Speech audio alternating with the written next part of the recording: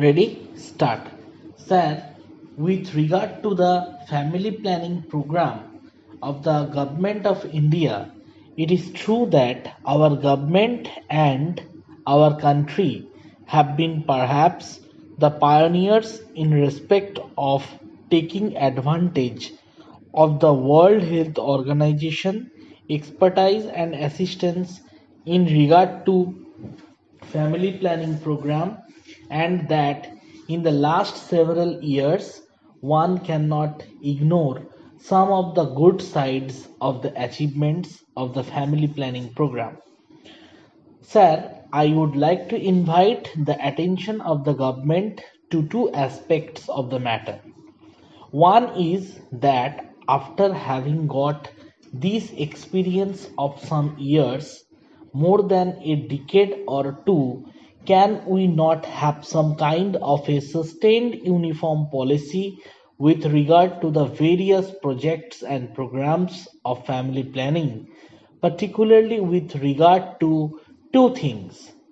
One is the assistance that we would like to rope in of the voluntary agencies, because by its very nature this is not something which the government can do.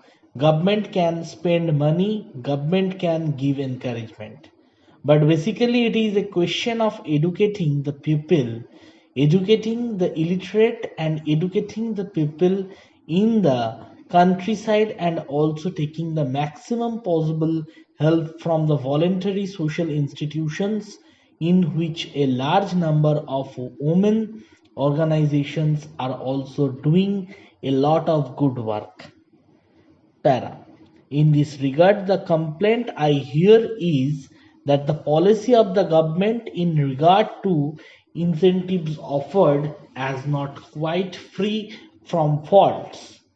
Even now and then, different kinds of incentives are tagged on while attracting more people.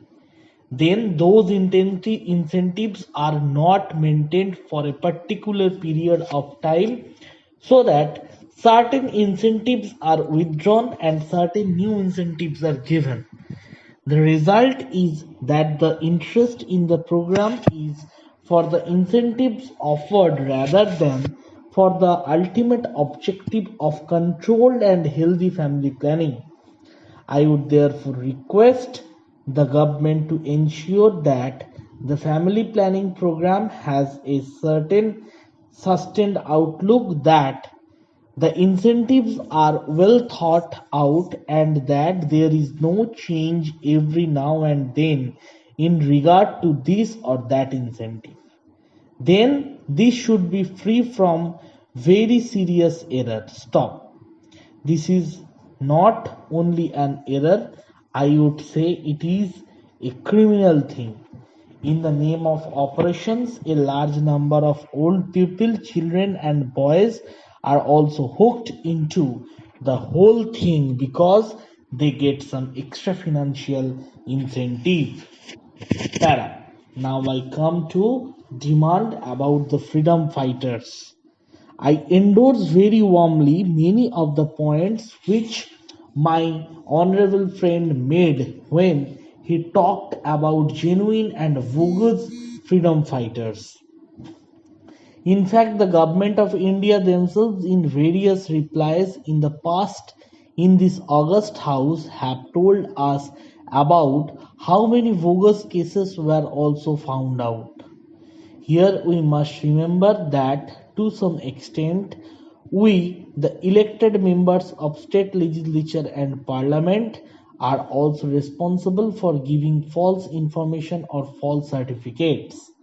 I am not saying that this or that particular person has done it, but when the government say that in the absence of any proper proof, the certificate of a member of parliament of member of legislative assembly should be attached, surely the member of parliament or member of legislative assembly should be 100% sure of his facts, and he just should not do it by way of obliging any person.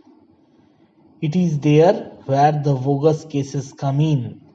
I am only making an appeal through this speech to members of legislative assemblies in states legislatures and members of parliament here that we take extraordinary care so that we do not issue certificate liberally or irresponsibly, because otherwise it becomes more difficult for the government.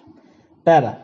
The second point is that some freedom fighters are not yet included in this scheme. I do not know whether the minister has ready information at hand in this regard. There is also the project of old freedom fighters' homes. I remember there is one in Delhi, but it is neglected. Some of the old freedom fighters who were living in Delhi are staying in his house. There is no one to look after them. They are not given proper food, proper drinking water, hot water for bath, and so on.